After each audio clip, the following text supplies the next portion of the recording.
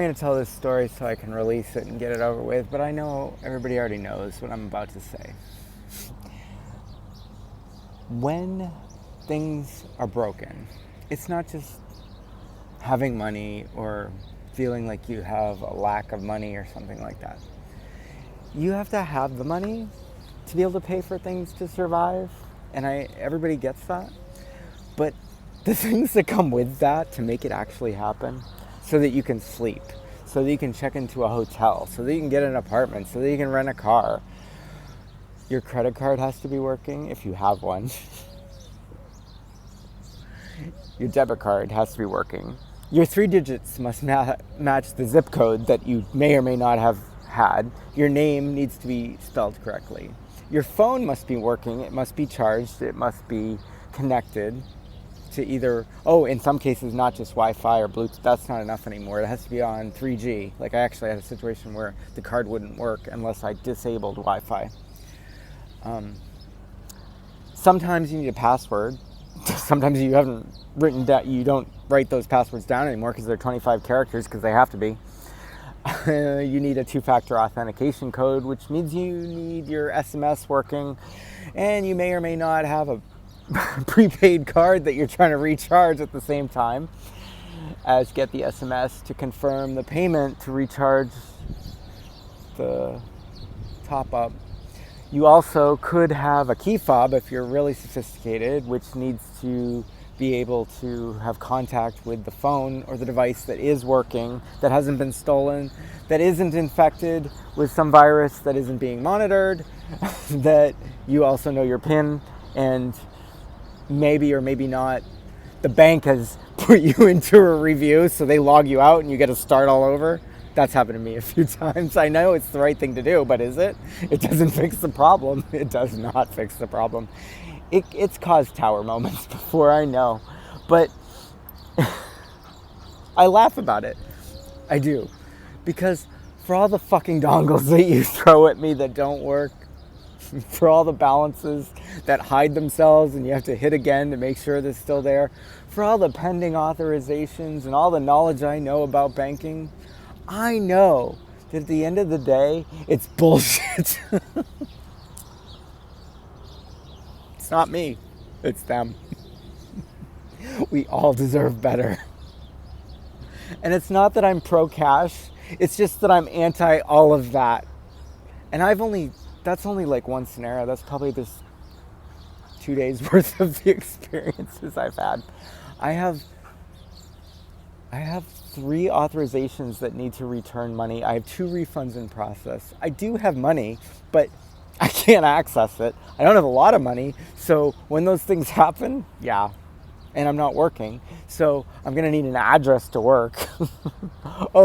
And then, so then somebody stole my identity. Don't even start with that if anyone's gone through that. Well, 2/3 of America, don't forget, in 2017, was it Equifax or Experian? I don't know which one. One of them, 2/3 of everybody's shit was dumped to the dark web.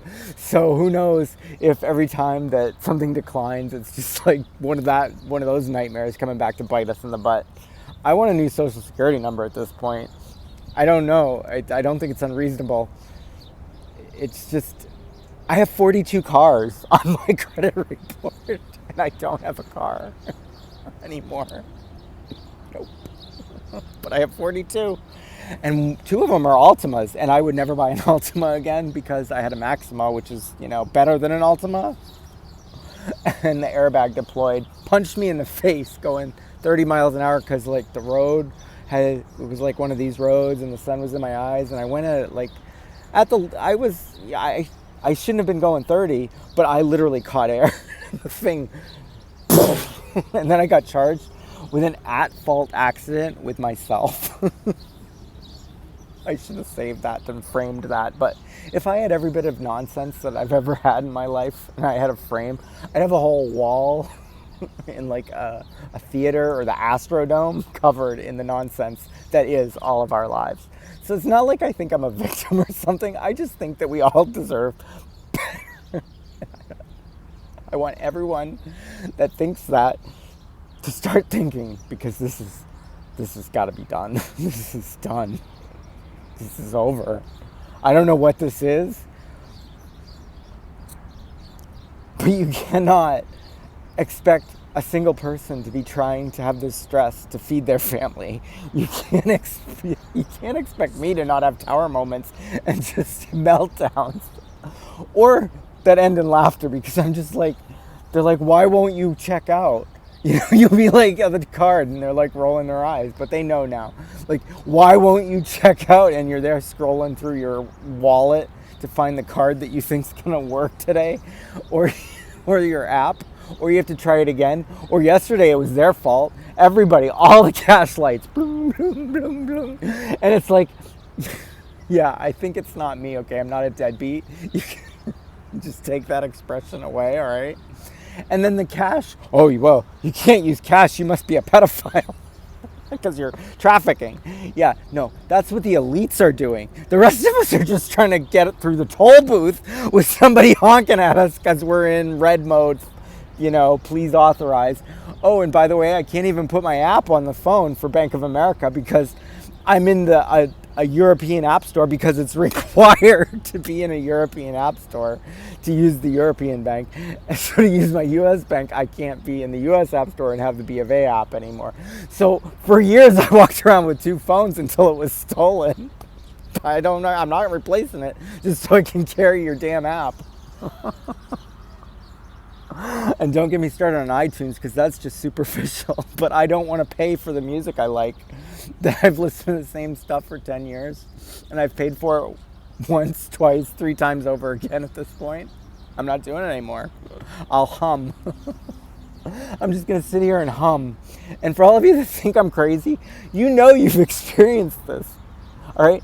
You imagine changing your name 4 times. Having 42 cards on your credit report and not knowing. And trying to navigate this world where everybody thinks you're the problem. And then have the perverse idea, the perversion to have worked in banking and fintech for 12 years and know exactly that it's all those processes that you saw that were broken and couldn't or tried to fix for decades. And you just saw it coming like a slow train in the light. And I think of Robin Williams when I say this, Birdcage. It's like, I think it's like, you're upset. You seem upset. Yes, but let me tell you why. And I made a login a long time ago, but I never really lived it because it was too negative. And it was called Caffeine Rant, and the whole idea was like, I would get on caffeine and rant about all these problems in hopes of like at least being funny about the problems. I couldn't even make that happen. It was too sad. I need somebody literally to follow me around and not try to kill me, but follow me around with cameras so that I can have my own reality show about the nonsense. But you know, that thing about being viewed and viewing, like it's different. Every time somebody would turn the camera on to capture this stuff, it doesn't happen. So now that we all have telepathy, I want you all to look back at every time I have just hackled and fallen to the ground over a piece of nonsense. I have some really dark stories about somebody I care about having these kind of tower moments where, like, thought they were on oxygen and something like this would happen, and you just watch it, and like then they put thing on their finger and it would start going below 80, and you just know that it's the bullshit that is fucking causing it. I gotta go.